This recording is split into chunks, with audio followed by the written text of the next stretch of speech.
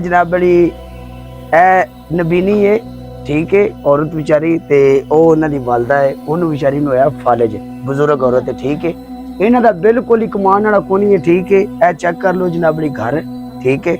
ते भैन मेरी दस गुजारा किवें हुंदा, मुड़ कौन कमांदा जी? भाई एक भाई है, उनका ऑपरेशन होया, उनका भी ढिड फटिया सी। अच्छा, हाँ जी, यार फटे ने नौकरी लगवाया, ठीक है। हाँ जी। ते किवें कोई जिंदगी दा की हिसाब किताब है बाबा? कोई ना लुकी देंदा नहीं लगे ते ए माई दा इलाज इलूज कोई नहीं करवाया मुड़ तुसीं? कोई नहीं, मेरा इलाज होंदा ही नहीं, पूरी दवाई नहीं होंदी। पैसे कोई नहीं? हाँ जी, पैसे नहीं। अल्लाह, कोई नहीं। वेखो मेरी गल सुनो, ऐसे लोग ने यारा, तो मेरे गल करने का मतलब है कि मैं तुहानू तुहाडे तक वीडियो पहुंचा रहा, मैं कोई इमोशनली ब्लैकमेल नहीं कर रहा, मैनू इन्हां चीज़ां दी कोई लोड़ नहीं। ऑलरेडी लोग मैनू अगे भी वेंदे ने, ठीक है। अगे जो इहदियां वीडियो मैं नहीं पांदा आ, लोगों मैनू अगे भी बड़ा प्यार किया, ठीक है। तो गल ये कि अगे भी मसले ने राशन दिता है, ठीक है। इहो जिहे लोगों की सपोर्ट करो। एक तोड़ा है तुहाडा राशन का, ठीक है, ते ਇਹ ਸਮਾਨ ਹੈ।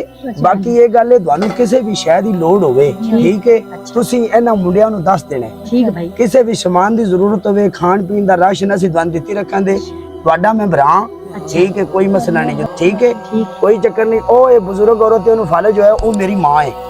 तो गल ये कि सानू भी दुआवां दी लोड़ है, ते जेड़े लोग मैनू सपोर्ट करदे ना, जेड़े लोग मैनू सपोर्ट करदे ने, जेड़े वीर भरा साडे नाल ने, उन्हां नू भी दुआवां दी लोड़ है। उन्हां नू दुआ दिओ तुसीं, ठीक है। उन्हां दा ही प्यार मोहब्बत है जेड़ा मैं अगे बनदा फिरना, ठीक है। उन्हां नू अल्लाह तंदुरुस्ती भाई देवे, जिंदगी आमीन। अल्लाह पाक सारियां नू सेहत देवे। वीर जी मेरा वीडियो बनाने दा मकसद ये है कि ऐसे लोग अगे लेके आओ, ताकि ਜਿਹੜੇ ਬੰਦੇ ਚਾਹੁੰਦੇ ਨੇ ਨਾ ਦੂਜਿਆਂ ਦੀ ਇਮਦਾਦ ਕਰਨਾ ਜਾਂ ਦੂਜੇ ਲੋਕਾਂ ਨੂੰ ਮਸਲੇ ਨੇ ਆਂਦੇ ਨੇ ਵੀ ਸਾਨੂੰ ਅੱਲਾ ਨੇ ਦਿੱਤਾ ਹੈ, ਤੇ ਜੇ ਅੱਲਾ ਪਾਕ ਨੇ ਦੁਆਨ ਦਿੱਤਾ ਤੇ ਐਸੇ ਲੋਕਾਂ ਨੂੰ ਦਿਓ, ਠੀਕ ਹੈ। ਕੁਛ ਰੱਖੋ, ਠੀਕ ਹੈ, ਤੇ ਆਪਣੇ ਬਾਕੀ ਵੀ ਹੋਰ ਕਿਸੇ ਸ਼ਾਇਦ ਦੀ ਲੋੜ ਹੋਵੇ ਸਾਨੂੰ ਦੱਸਣਾ ਹੈ, ਠੀਕ ਹੈ, ਠੀਕ ਹੈ। ਛੋ ਪਿੰਡ ਦੇ ਨੇ, ਇਹਨਾਂ ਨੂੰ ਦੱਸ ਦੇਣਾ ਹੈ, ਤੁਹਾਨੂੰ ਕਿਸੇ ਸ਼ਾਇਦ ਦੀ ਲੋੜ ਹੋਵੇ ਅਸੀਂ ਮੁੜ ਵੀ ਆਵਾਂਗੇ, ਠੀਕ ਹੈ। ਹਾਂਜੀ। ਬਾਕੀ ਇਹ ਗੱਲ ਹੈ ਵੀਰ ਜੀ, मेरी इस वीडियो नू वेख के उस्ताद जी ऐसे लोगों की सपोर्ट करो, मदद करो। वेखो कोई गुजारा नहीं है, अल्लाह पाक ने दान दिता है, सौखियां जिंदगियां जी रहे हो, खांदे पींदे पे हो, इन्हां लोगों नू किन्ने देना यार? इन्हां दा भी ख्याल करो ना। अच्छा भी गल है, मेरा वीडियो बनाने का यह मकसद नहीं है, कोई मैं शो ऑफ नहीं कर रहा। शो ऑफ हुंदा है गड्डी है, घड़ी है, कोठी है, तुसीं विखाओ, डैशबाजी करो, वो नहीं।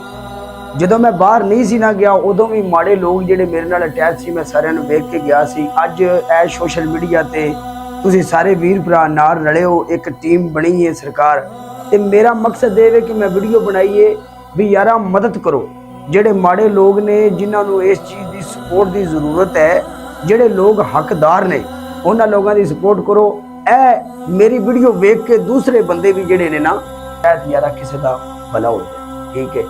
भला करो, दुआवां लो। 4 दिन की जिंदगी है, टुर जाना, पिछों किसी बंदे याद नहीं करना, अज मरिया तो कल दूजा दे, ठीक है। वो खुशी लोगों को दो, जी खुशी लोगों को नहीं मिल रही, तो लोगों नाल प्यार करो, ठीक है। लोगों के दिल च अपना घर बनाओ। तो यारा ए वे कि सरकार जी अगे मजीद वेखा जी कि मैं करन की जा